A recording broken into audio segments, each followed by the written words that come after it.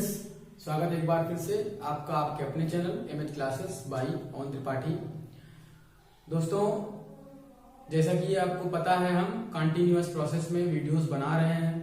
High school और 11th के videos हम लगातार बना रहे हैं। कक्षा 11 में हमने एक चैप्टर कंप्लीट कर लिया है, समुच्चय सिद्धांत, और कक्षा 10 यूपी बोर्ड में हमने 3 चैप्टर कंप्लीट कर लिया है, वास्तविक संख्याएं, बहुपद और दो चरवाई रैखिक समीकरण।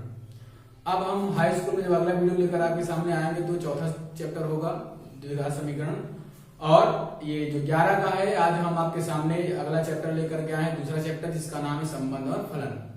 तो आज की वीडियो में हम आपको संबंध और फलन के बारे में बताएंगे, उसकी परिभाषाओं के बारे में, उनके प्रकारों के बारे में हम चर्चा करेंगे। उसके बाद फिर हम चैप्टर पढ़ेंगे। तो अगर अभी तक आपने हमारे चैनल को सब्सक्राइब नहीं किया हुआ है तो हमारे चैनल को सब्सक्राइब कर दें, लाइक करें, और अगर आपको अच्छा लगे तो और दूसरे दोस्तों तक पहुंचाएं, उसको शेयर करें। तो हम शुरू करते हैं हमारा जो आज का चैप्टर है, दूसरा संबंध और फलन, रिलेशन और फंक्शन। तो उसकी हम यहाँ पे परिभाषा पहले देख लेते हैं। मैं इस परिभाषा को आपको समझा देता हूं, उसके बाद मैं 1-2 मिनट आपको दे दूंगा, आप इसको नोट कर लेंगे।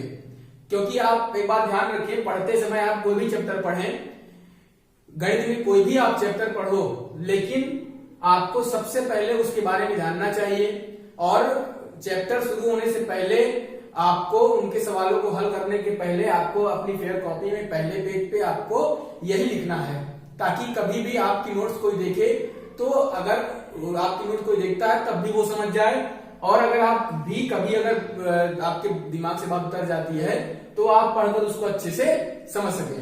तो आइए देखते हैं संबंध और फलन। हमारा दूसरा चैप्टर है संबंध और फलन, रिलेशन और फंक्शन।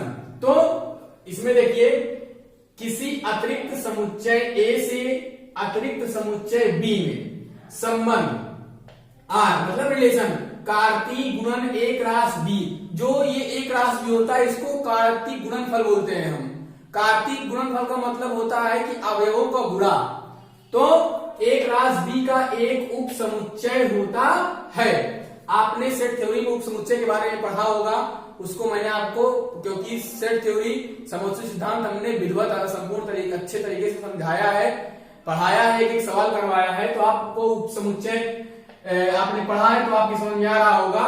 तो यदि समुच्चय ए के प्रत्येक अवयव का समुच्चय बी में एक और केवल एक प्रतिबिंब होता है, कहने का मतलब है कि उसका दूसरा रूप सिर्फ एक ही होता है उस दूसरे अवयव में, तो दूसरे शब्दों में एक फलन ऐसा संबंध है जिसके दो युग्मों के प्रथम घटक समान न हो। अगर उसमें जो प्रथम घटक है, प्रथम घटक मतलब या पहले अवयव जो भी है, वो आपस में समान न हो। एक बार फिर से देख लेते हैं, किसी अतिरिक्त समुच्चय ए से अतिरिक्त समुच्चय बी में संबंध कार्तीय गुणन एक रास बी का एक उप समुच्चय होता है।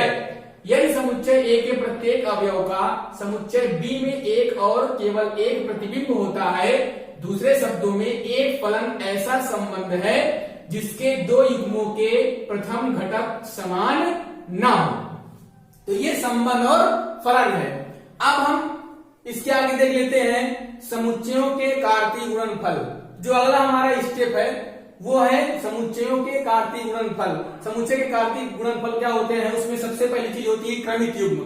क्रमित युग्म का मतलब है कि जो अवयव क्रम से लिखे हों, जैसे ए कॉमा बी, बी कॉमा ए, हमने एग्जाम्पल में भी लिखा हुआ है, तो हमने इसकी परिभाषा में लिखी हुई, देखिए इसको, जब दो वस्तुओं को निश्चित क्रम में लिखा जाता है, मतलब कोई दो ऐसी वस्तुएं जिनका एक निश्चित क्रम हो, उनको निश्चित क्रम में लिखा जाता है, तो इस प्रकार होने वाला जोड़ा क्रमित युग्म कहलाता है। जोड़ा मतलब होता है उसमें दो अवयव हो।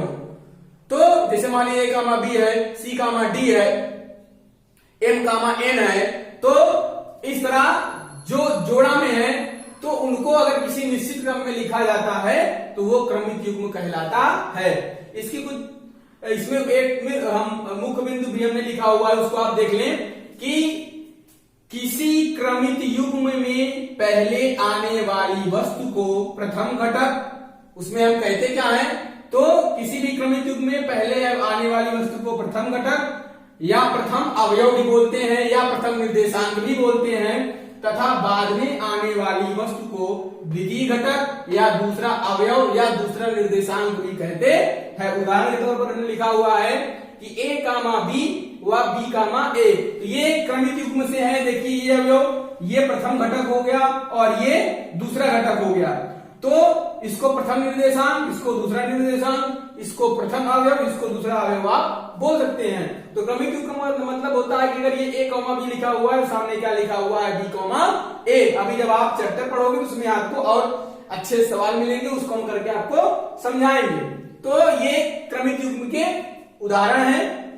फिर हम आगे चीज देख लेते हैं कि दो क्रमिक युग्मों की समानता। तो दो क्रमिक युग्म आपस में समान कैसे होंगे, हम वो देख लेते हैं। तो दो क्रमिक युग्म बराबर होते हैं। कब बराबर होते हैं? यदि और केवल यदि उनके पहले अवयव बराबर हों। तो दो क्रमिक युग्म मतलब आपस में तभी बराबर होंगे जब उनके पहले अवयव आपस में बराबर हो, उनके दूसरे अवयव आपस में बराबर हो। उनके पहले और दूसरे जो घटक हैं, अवयव है, वो आपस में बराबर होंगे, तब क्रमिक युग्मों की समानता सिद्ध हो जाएगी, क्रमिक युग्म आपस में समान हो जाएंगे। उदाहरण के तौर पर हमने लिखा हुआ है कि a कॉमा b बराबर c comma d, both imply हो जाएगा ये a बराबर c b बराबर d। कहने का मतलब यह है कि अगर दोनों अवयव आपस में बराबर हैं, पहले और दूसरे, तभी ये क्रमिक युग्म के जो अवयव है वो आपस में क्या होंगे? समान होंगे। मैं 1-2 मिनट आपको समय दे देता हूं, आप इसको अपनी फेयर कॉपी में या किसी रफ कॉपी में नोट कर लें। उसके पश्चात फिर हम आपको इसके आगे की जो प्रक्रिया है, इसके आगे की जो परिभाषा है, उसको हम आपको समझाते हैं। तो आप 1-2 मिनट में इसको नोट कर लें।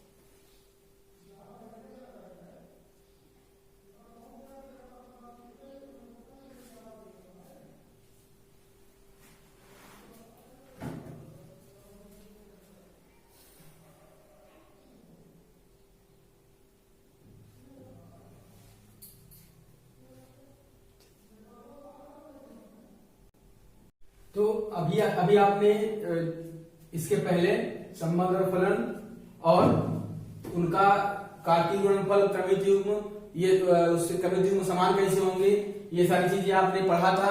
मैंने उसकी परिभाषा लिखी थी, उसके कुछ उदाहरण भी दिए थे और मैंने आपको समय भी दिया था कि आप नोट कर लें। अब उसके आगे हम देखते हैं कि दो समुच्चयों का कार्तीय गुणनफल क्या होता है। दो समुच्चयों का कार्तीय गुणनफल क्या होता है? तो अगर a और b दो समुच्चय हैं, ठीक है ना, तो अगर a और b दो समुच्चय हैं और उन्हीं की क्रम से जो उनकी प्रक्रिया होती है, उनका जब गुणा करा जाता है, a क्रॉस b हो या b क्रॉस a, ये क्रमिक युग्म में है, इनका कार्तीय गुणनफल होगा। तो जब कार्तीय गुणनफल होगा तो उसको हम देख लेते हैं, a क्रॉस b लिखा हुआ है, तो समुच्चय a और b, इसके जो अवयव हैं a और b हैं, ये समुच्चय है और ये क्या है? अवयव है। तो a बिलोंग टू a और b बिलोंग टू b। उसी तरह b क्रॉस a में क्या करेंगे? b बिलोंग टू b और a बिलोंग टू a। तो ये इससे स्पष्ट हो जाएगा कि a cross b does not equal to b cross a। तो दो समुच्चयों का कार्तीय गुणनफल है। उसके बाद हम ये हमारा फार्मूला एक तरीके से बन गया है कि a और b जो दो अवयव हैं वो किससे बिलोंग करेंगे? a और b दो समुच्चयों से, और ये दोनों किससे बिलोंग करेंगे? अवयव a समुच्चय a से, अवयव b समुच्चय b से। ये आपका फार्मूला है, ये आपको नोट करना है। इन सब चीजों की आपको आगे आवश्यकता पड़ेगी। और यदि a और b परिमित समुच्चय हैं, परिमित का मतलब आपने पढ़ा है, हमने आपको सेट थ्योरी में पढ़ाया है कि परिमित समुच्चय का मतलब होता है जिनकी सीमा निर्धारित हो। ऐसे समुच्चय जिनकी सीमा निर्धारित हो। तो n a क्रॉस b, मतलब n का मतलब नंबर, यहाँ संख्याओं को ये दर्शाएगा। तो n a क्रॉस b बराबर n b क्रॉस a बराबर n a गुणे n e, मतलब n b। तो कहने का मतलब ये है कि ये जो अब समुच्चय हैं, तो समुच्चय ए क्रॉस बी, जब इनका हम कार्तीय गुणन निकालेंगे क्रमिक युग्म से, तो बी क्रॉस से ये दोनों आपस में क्या होंगे, बराबर, और एन ए और एन बी ये किसके बराबर होंगे, ए और बी के अवयव से। अगर इनका हम अलग अलग इनके अवयव को निकाल कर गुणा करा देंगे तो आपस में क्या आएंगे, ये बराबर आएंगे। फिर देख लेते हैं तीन समुच्चयों का कार्तीय गुणनफल। अभी हमने यहाँ दो समुच्चयों का देखा, फिर तीन का देखा। तीन का क्या हो जाएगा, ए क्रॉस बी क्रॉस सी बराबर हो जाएगा ए बी सी, ये इसके अवयव है, तो ए बिलोंग टू समुच्चय ए, बी बिलोंग टू समुच्चय बी और सी बिलोंग टू समुच्चय सी। तो इससे स्पष्ट होगा कि ये अवयव ए बी सी, बी ए सी और सी बी ए आपस में बराबर नहीं होंगे। यदि ए बी व सी परिमित समुच्चय हैं, जैसे इसमें परिमित समुच्चय था, उसमें इसमें भी परिमित समुच्चय है, जब तीन समुच्चय हमारे पास हो तो क्या हो जाएगा, number of A cross B cross C equal to n A into n B into n C. जो हमने यहां लिखा उसमें एक स्टेप हमने यहां पर बढ़ा लिया है। अब कुछ आधारभूत प्रमेय है, इनको देख लेते हैं। इनकी हमको आवश्यकता पड़ेगी जब हम आगे चैप्टर पढ़ेंगे, तो उस पर हमको सिद्ध करने के लिए भी आएंगे, तो हम देख लेंगे। हाँ, तो ए क्रॉस बी यूनियन सी अगर हम निकालते हैं, हमारे पास अगर ए बी और सी तीन समुच्चय हैं और उनके अवयव हैं, तो A cross B union C बराबर A cross B union A cross C, ये आपस में दोनों बराबर आएंगे। उसी तरह A cross B intersection C जब हम निकालेंगे इन तीनों का, तो A cross B intersection A cross C आपस में बराबर आएंगे। अगर A cross B minus C, ये हमने आपको करके बताया है, यूनियन निकालना, इंटरसेक्शन निकालना, उसको अवयव को घटाना, ये सारी चीजें हम आपको पिछले चैप्टर में समुच्चय सिद्धांत में विधिवत हम आपको इसको समझा चुके हैं। तो ए क्रॉस बी माइनस सी बराबर A cross B minus A cross सी हो जाएगा। तो प्यारे दोस्तों, ये यहां से संबंध फलन की जो परिभाषा है, जो उनके नियम है, वो सारी चीजें यहां से समाप्त हो जाती हैं। और अब यहां से हमारा जो शुरू होगा, जो चैप्टर शुरू होगा, तो अब हम यहां से 2.1 पढ़ेंगे। तो आप जिन लोगों ने इसको नोट नहीं किया है वो लोग इसको नोट कर लें, तो उसके बाद फिर हम अपना अगला चैप्टर शुरू कर सके, क्योंकि इसके बाद अब सीधा हम प्रश्नावली पर आएंगे। तो जो हमारी प्रश्नावली है, अब हम उस प्रश्नावली को सीधा पढ़ते हैं। मैं आशा करता हूं कि आपने इसको अपनी कॉपी पे नोट आउट कर लिया होगा। तो अब हम चलते हैं हमारे चैप्टर के सवालों की तरफ। इसमें पहला सवाल हम ले लेते हैं। इसमें लिखा हुआ है, यदि x plus 3 plus 1 y minus 2/3 बराबर 5/3 1/3, तो हमको इसमें x और y का मान निकालना है। तो हम इन जो ये घटक है इनकी हम तुलना कर लेते हैं, तो हो जाएगा x/3 धन 1 बराबर 5/3 से, और y माइनस 2/3 बराबर 1/3 से। हम इसकी तुलना कर लेते हैं। तो तुलना करके हम x और y के मान निकाल लेंगे। इसको हल करें तो x/3 बराबर 5/3 माइनस 1, तो x/3 बराबर क्या हो जाएगा, 5 माइनस 3/3 हो जाएगा। 1/3 बराबर हो जाएगा आपका 2/3, ये आपस में कैंसिल हो जाएगा, तो x बराबर क्या आ जाएगा, 2 आ जाएगा। इसको हल कर लीजिए, तो ये हो जाएगा y बराबर 1/3 धन 2/3, तो y बराबर क्या हो जाएगा, जब नीचे का जो लघुत्तम है, जो हर है वो बराबर रहता है, तो हम संख्याओं को ऊपर ऊपर जोड़ सकते हैं, घटा सकते हैं चिन्ह के अनुसार। ये हो जाएगा हमारा 1 प्लस जो है 1 धन 2 हो जाएगा और 3 हो जाएगा, तो y बराबर क्या हो जाएगी, ये 3/3, या y बराबर 1 हो जाएगा, ये कट जाएगा। तो आपने जो x और y के जो मान निकाले हैं वो क्या आया है, 2,1। तो हमारा जो पहला सवाल था, हमें इसको हल करके x और y का मान निकालना, तो बहुत ही आसान चीज थी, बहुत छोटी चीज। इस तरह के सवाल आप छोटी कक्षाओं में पढ़ चुके हैं, क्योंकि आप बोर्ड का एग्जाम दे चुके हैं, इसलिए आपको परेशानी नहीं होनी चाहिए, ठीक है ना। तो अब हम देखते हैं हमारा दूसरा सवाल क्या कह रहा है। हमारा दूसरा सवाल कह रहा है कि यदि समुच्चय ए में 3 अवयव हैं तथा समुच्चय बी में 3, 4, 5 हैं, तो ए क्रॉस बी में अवयवों की संख्या ज्ञात कीजिए। तो दूसरा सवाल हमारा कह रहा है कि यदि ए में 3 अवयव हैं, अब उसमें 3 अवयव दिए नहीं तो कोई भी 3 अवयव हो सकता है, तो हम कोई भी 3 अवयव ले लेते हैं। और बी क्या अवयव दिया हुआ है, क्या दिया हुआ है,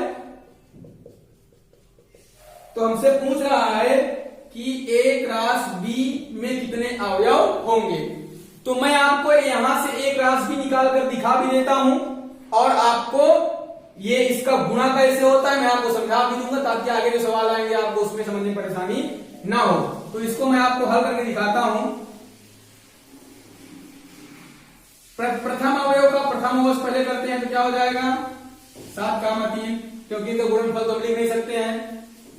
फिर क्या लिखेंगे 7, 4, फिर क्या लिखेंगे 7, 5, फिर क्या लिखेंगे 8, 3, फिर क्या लिखेंगे 8, 4, फिर क्या लिखेंगे 8, 5, उसके बाद 9, 3, फिर 9, 4 और फिर लिखेंगे हम 9, 5। तो यहां से आपने देखा प्यारे दोस्तों कि जब हमने A क्रॉस B का गुणनफल कराया तो इनमें जो अवयवों की संख्या निकल करके आई 1, 2, 3, 4, 5, 6, 7, 8 और 9। तो इनके जो अवयवों की संख्या निकल कर के आई है तो क्या आई है 9 अवयव। इसमें कुल कितने अवयव उपस्थित है 9 अवयव उपस्थित हैं। तो आप ध्यान रखिएगा गुणा हम जब भी कराएंगे ऐसे ही कराएंगे, A क्रॉस B कराएं, B क्रॉस A कराएं, C क्रॉस D कराएं या D क्रॉस A कराएं, कुछ भी कराएंगे तो हम ऐसे ही कराएंगे। अब हम अपना तीसरा सवाल ले लेते हैं। हमारा तीसरा सवाल क्या कह रहा है, उस तीसरे सवाल को हम देख लेते हैं। इसको हम नहीं इरेज कर रहे हैं फिलहाल, अगर किसी का ना नोट हुआ तो नोट कर लेगा। तीसरा सवाल क्या कह रहा है कि G बराबर 7, 8 और H बराबर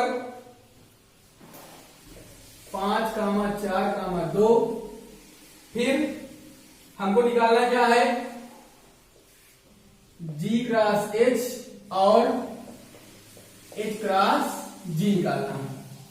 अभी मैंने आपको इसका गुणनफल करके बताया है, तो सबसे पहले हम G क्रॉस H निकाल लेते हैं। तो G क्या है,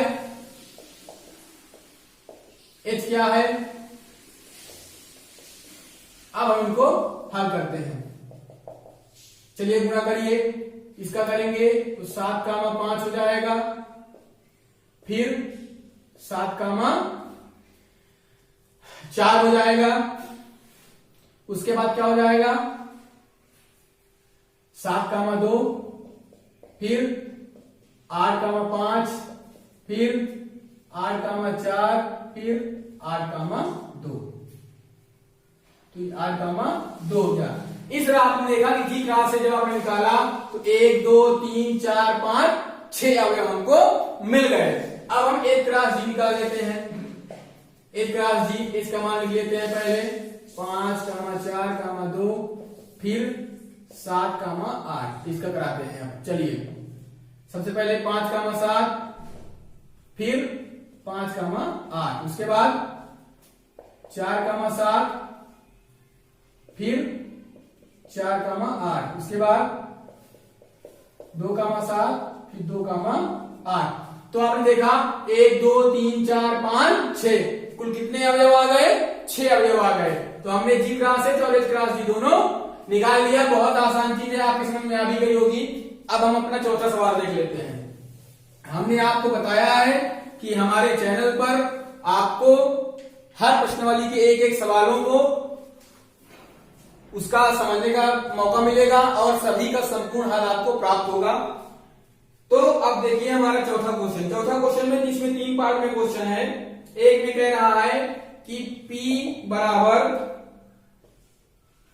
M, N, Q बराबर N, M। तो P क्रॉस Q बराबर इसमें दिया हुआ है M, N और N, M। आपको बताना है कि दिया हुआ कथन सत्य है कि असत्य है। तो उसकी हम जांच स्वयं कर लेते हैं। P क्रॉस Q हम निकालते हैं। तो P का मान कितना है m कामा n और Q का मान कितना है n कामा n। चलिए इसको निकाल करिए तो क्या हो जाएगा m कामा n फिर m कामा m हो जाएगा। उसके बाद फिर n कामा n और क्या हो जाएगा n कामा m। तो आपने देखा कि m कामा n और n कामा n लिखा हुआ है जबकि हमारे पास 4 अवयवाएं हैं। तो इस तरह हमने देखा कि ये जो दिया हुआ कथन है ये कथन क्या है असत्य है, ये कथन क्या है असत्य है। फिर दूसरा क्वेश्चन हम ले लेते हैं इसी का चौथे में। दूसरा क्वेश्चन क्या है कि यदि a और b अरिक्त समुच्चय हैं, मतलब उसमें a और b रिक्त समुच्चय नहीं उसमें अवयव उपस्थित हैं, तो a क्रॉस b क्रमिक युग्मों x y का एक अरिक्त समुच्चय है। इस प्रकार x बिलोंग टू a तथा y बिलोंग टू b। अगर आप देखें a व b इन दोनों में अगर अवयव उपस्थित हैं तो x y भी अरिक्त समुच्चय ही होगा, क्योंकि a व b किससे बिलोंग करेंगे x और y से करेंगे। ये किससे बिलोंग करेंगे x y, क्योंकि ये इसके अवयव हैं। अगर a और b तो समुच्चय हैं तो ये इसके अवयव हैं। तो x बिलोंग टू a व x बिलोंग टू b, तो ये आपस में बिलोंग करेंगे। तो इसका मतलब है कि ये अरिक्त समुच्चय हैं। और इसमें क्या कह रहा है कि इस प्रकार x बिलोंग टू a तथा y बिलोंग टू b, तो ये कथन क्या है सत्य है। ये कथन क्या है सत्य है, क्योंकि कह रहा है कि x बिलोंग टू a और x बिलोंग टू b। अगर a और b तो समुच्चय हैं, x y उसके अवयव है, तो इससे बिलोंग अवश्य करेंगे। अब तीसरा वाला हम देख लेते हैं क्या कह रहा है कि यदि a बराबर 1 2 b बराबर 3 4, a बराबर 1 2 3 4, इसमें कह रहा है कि a क्रॉस b और फिर ये है हमारा a क्रॉस b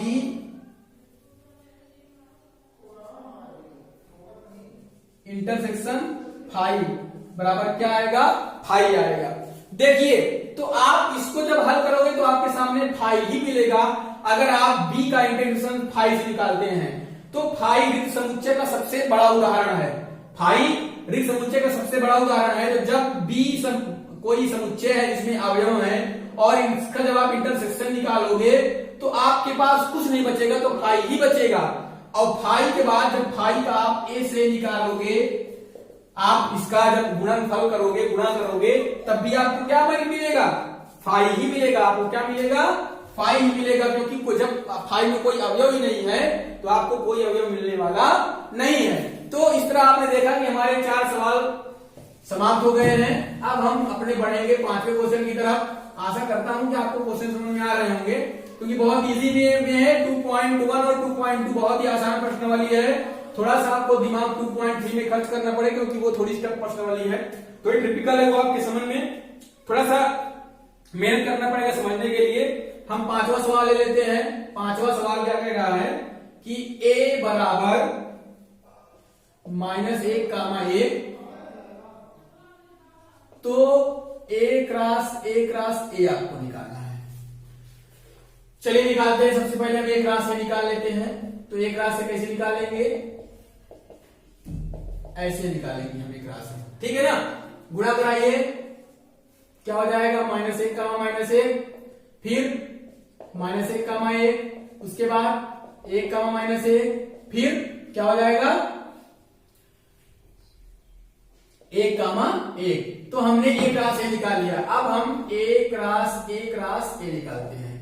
तो ये मान हमने निकाला हुआ है अभी, ये हो जाएगा -1 कामा -1 कामा 1, 1 कामा -1 और फिर 1 कामा 1। इसका हमको गुणा कराना है -1 कामा 1 से, ठीक है ना। तो चलिए गुणा कराते हैं। पहले इसका करा लेंगे इसमें हम, तो क्या हो जाएगा -1 कामा -1 कामा -1 हो जाएगा।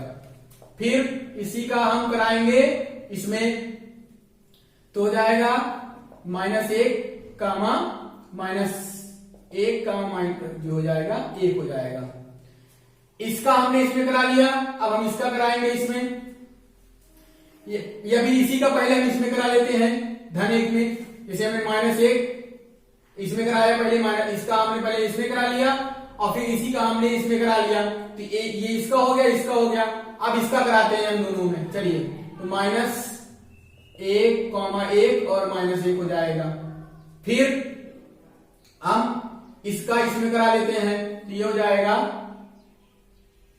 -1, -1 हो जाएगा।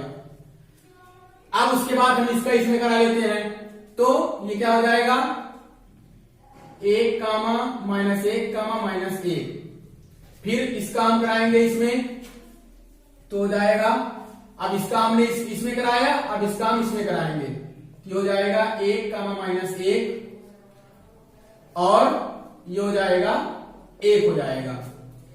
तो अब हमने पहले इसका इसमें करा लिया -1, पहले इसमें कराएंगे, फिर इसमें इसका हम कराएंगे इसके आगे, तो हो जाएगा -1, 1 हो जाएगा।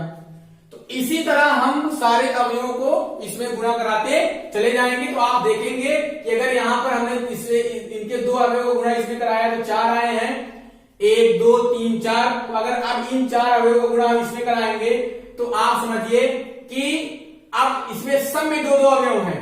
तो अगर इन 2 का इसमें कराएंगे तो 2 अवयव बनेंगे, फिर इसमें 2 बनेंगे, 2 बनेंगे, 2 बनेंगे, तो 2 चौको 8 बन जाएंगे। और उससे फिर जब आगे बढ़ा 2 को कराएंगे तो 16 अवयव बन जाएंगे।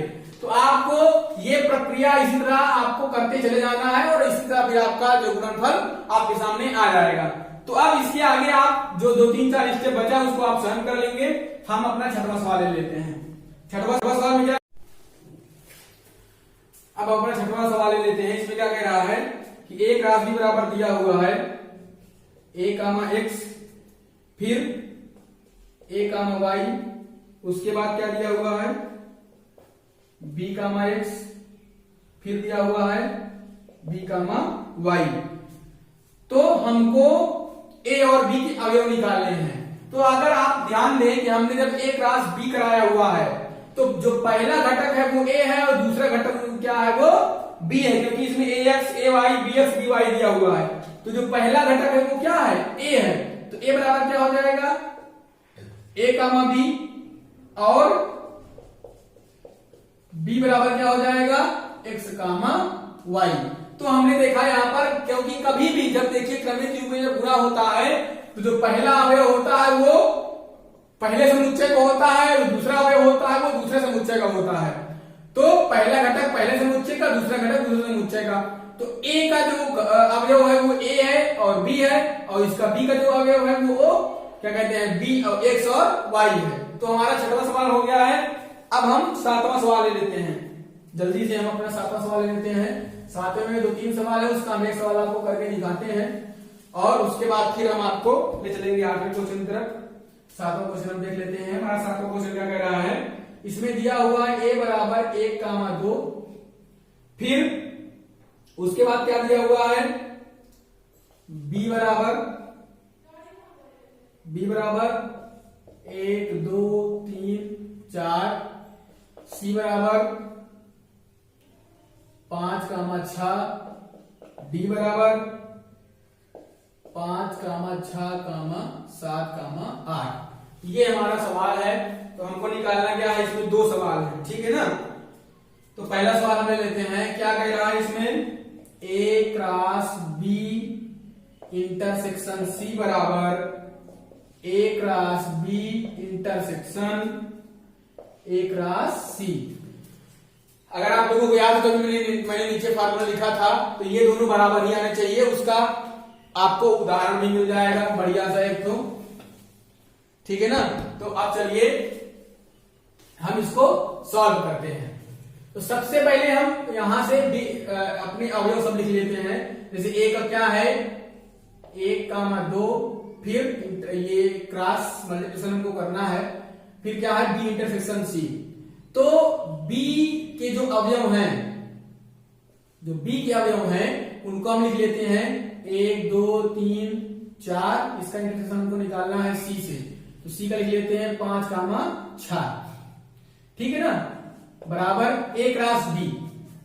तो a का क्या अवयव है 1, 2 और b का क्या है 1, 2, 3, 4। अब हमको A क्रॉस B हो गया, उसके बाद इंटरसेक्शन निकालना है A क्रॉस C से। तो A का अवयव ये है और गुणे C का अवयव क्या है 5, 6, 7, 8। और वो 5, 6। चलिए इसको हम लिखा रहने देते हैं और पहले इसको हम हल करते हैं। तो हम जब इसका इंटरसेक्शन निकालेंगे तो हमें कुछ नहीं मिलेगा। मतलब क्या हमारे सामने आएगा, फाई आ जाएगा। ठीक है ना। फिर अब इसका आप गुणा कराओ, A cross B intersection A cross C। तो A क्रॉस B आप कराएं तो क्या मिलेगा आपको 1, 1, 1, 2, 1, 3, 1, 4। फिर 2, 1, 2, 2, 2, 3, 2, 4।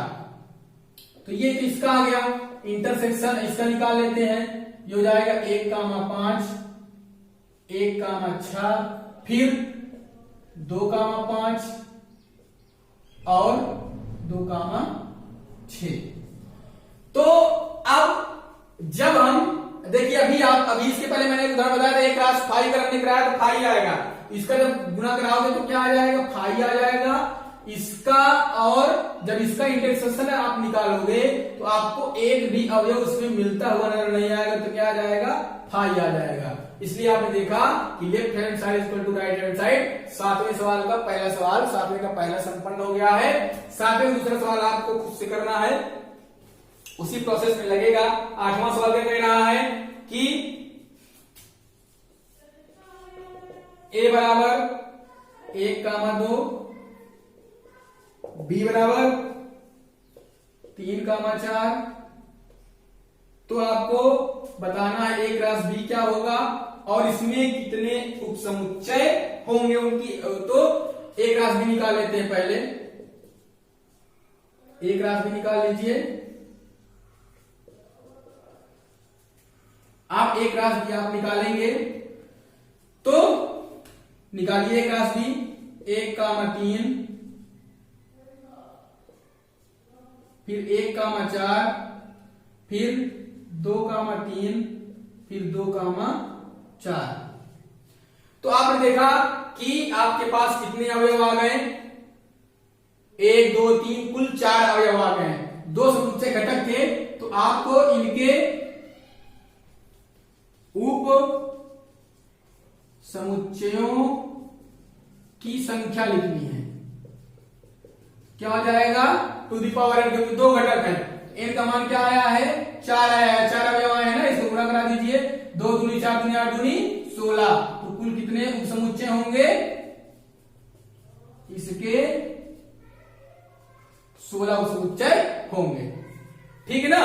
तो यहां पर आपने देखा कि हम 8वें सवाल तक पहुंच चुके हैं। अब हम देखते हैं हमारा 9वां सवाल क्या कह रहा है। प्यारे दोस्तों एक बात ध्यान रखिए कि कोशिश करता हूं कि आपको सेटिस्फाइड कर सकूं, ऐसे कोई क्वेश्चन ना लगे जो आपके समझ में बिल्कुल ना आए और आपको परेशानियों समझने में। 9वां क्वेश्चन क्या कह रहा है, हमें 9वां क्वेश्चन यहां कह रहा है कि मान लीजिए A और B 2 समुच्चय हैं जहां n बराबर 3 है और a बराबर 3 है। A व B 2 समुच्चय हैं जहां a बराबर 3 व b बराबर 2। तो इसमें कह रहा है कि यदि x, 1 y, 2 और z, 1 है तो a और b को ज्ञात कीजिए जहां x, y, z भिन्न भिन्न अवयव हैं। तो यहां पर आपने देखा कि आपको a और b अलग अलग निकालना है। तो देखिए यहां पर आप देखेंगे कि x, y, z। हमने आपको बताया था कि जो पहला घटक होता है वो पहले समुच्चय का होता है, जो दूसरा घटक होता है वो दूसरे समुच्चय का होता है, ये बिलोंग टू ए हो जाएगा, और 1,2 बिलोंग टू बी। इसलिए ए बराबर क्या हो जाएगा, x, y, z, और b बराबर हो जाएगा 1,2। तो बिल्कुल कोई दिक्कत नहीं हुई इसमें। देखिए ए में 3 अवयव हैं, 1 2 3, बी में क्या है, 2 अवयव हैं। तो पहला घटक पहले समुच्चय का होता है, दूसरा घटक दूसरे समुच्चय का होता है। तो पहला समुच्चय है, दूसरा समुच्चय बी, तो ए के अवयव x y z, बी के अवयव 1,2 हो गए। अब हम देख लेते हैं हमारा 10वां और इस प्रश्न अभ्यास का आखिरी सवाल। हम 2.1 जो है संपन्न कर लेंगे, उसके बाद हम अगले वीडियो में 2.2 पढ़ेंगे। इसमें क्या कह रहा है कि एक रास ए में 9 अवयव हैं। कार्तिक गुणनखंड से करने पर एक रास ए में 9 अवयव हैं, जिनमें -1, 0 है और 0, 1 भी सम्मिलित हैं। समुच्चय ए ज्ञात कीजिए तथा एक रास ए के शेष अवयव भी ज्ञात कीजिए। हमको पहले समुच्चय ए निकालना है, ठीक है ना। तो हमको समुच्चय निकालना है, तो यहां लिखिए -1, 0 बिलोंग्स टू ए, ठीक है ना। तो -1, 0 बिलोंग्स टू एक रास ए, ठीक है ना। तो ये इसको आप क्या लिख सकते हो, इंप्लाइज दैट -1 बिलोंग टू ए और 0 बिलोंग टू ए। अब दोनों एक राशि में बिलोंग कर रहे हैं, इसलिए क्या है, 0, a बिलोंग टू एक रास ए। इंप्लाइज दैट क्या हो जाएगा, 0 बिलोंग टू ए और 1 बिलोंग टू ए। आपने एक चीज देखा, -1, 0 और 0, 1, तो इसमें पूछ क्या रहा है कि एक समुच्चय ए ज्ञात करना है आपको और एक रास ए के शेष अवयव भी आपको ज्ञात करने हैं।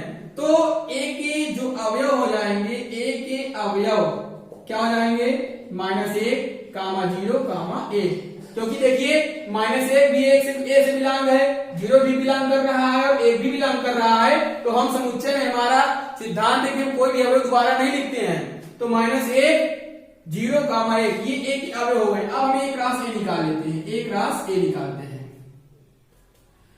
तो -1, 0, 1 का हम निकालेंगे, गुणा कराएंगे -1, 0, 1 से। -1 कराएंगे इसमें, तो क्या हो जाएगा, -1, 1, फिर -1 का कराएंगे हम 0 में, फिर -1 का हम 1 में कराएंगे, इसका तीनों में हो गया। अब हम 0 का -1 में कराएंगे, फिर 0 का हम 0 में कराएंगे, फिर हम 0 का 1 में कराएंगे। तो इस तरह से अब 1 का कराएंगे गुणा, हम 1 का कराएंगे -1 में, फिर हम 1 का कराएंगे 0 में, उसके बाद हम 1 का कराएंगे 1 में। तो इस तरह आपने देखा कि हमने सभी अवयवों का गुणनफल करा दिया है और इसमें हम अवयव मिल लेते हैं, कितने अवयव, कुल कितने अवयव आए। तो 1 2 3 4 5 6 7 8 9, तो कुल कितने अवयव आ गए, 9 अवयव आ गए। और इन 9 अवयवों में ये 2 अवयव भी सम्मिलित है। आप चाहें तो देख सकते हैं, -1, 0 कहीं अगर दिख रहा होगा तो आपको बताएं, -1, 0 दिख रहा है, 0, 1 तो 0, 1 भी हमको दिख रहा है। तो इसमें हमने बाकी के शेष अवयव, अगर हम शेष अवयव लिखना चाहें तो -1, 0, 0, 1 को निकाल देंगे तो हमारे पास 7 अवयव बचेंगे। प्यारे दोस्तों, इस तरह हमने संबंध और फलन और उसके बाद उसकी परिभाषा, उसके प्रकार और कुछ महत्वपूर्ण बिंदु देखते हुए हमने 2.1 चैप्टर का संपूर्ण सवालों का अध्ययन किया। सभी सवालों को हमने आपको विस्तृत रूप से आपको समझाया, कोशिश की। अगर कहीं थोड़ी बहुत गलती हो जाए, त्रुटियां हो जाए, तो उसको माइंड नहीं करना चाहिए, क्योंकि गलती इंसान से ही होती है। अगर गलती इंसान से ना हो तो भगवान बन जाए। और आशा करता हूं कि मेरे समझाने का तरीका आपको समझ में आता होगा, और अगर समझ में आता है तो अपने कुछ दोस्तों के पास शेयर करें, हमारे चैनल से जुड़े रहें, एमएच क्लासेस बाय पवन त्रिपाठी को सहयोग करें, उसके हाथों को मजबूत करें, ताकि हम भी इस आधुनिक दुनिया में लोगों के साथ कंधे से कंधा मिलाकर आपके सहारे दौड़ सकें, चल सकें, और बहुत सारे विद्यार्थियों तक अपनी सोच, अपना तरीका और इस अध्ययन सामग्री को पहुंचा सके। अगर कोई त्रुटि होती है, कुछ गलती होती है, तो आप कमेंट बॉक्स में कमेंट में जरूर लिखें, हमें बताएं, ताकि अगले वीडियो में हम उसको सुधारें। तब तक के लिए आप लोग घर पर रहें, सुरक्षित रहें, और इस वैश्विक महामारी में सरकार के द्वारा दिए गए निर्देशों का पालन करें। जय हिंद, जय भारत।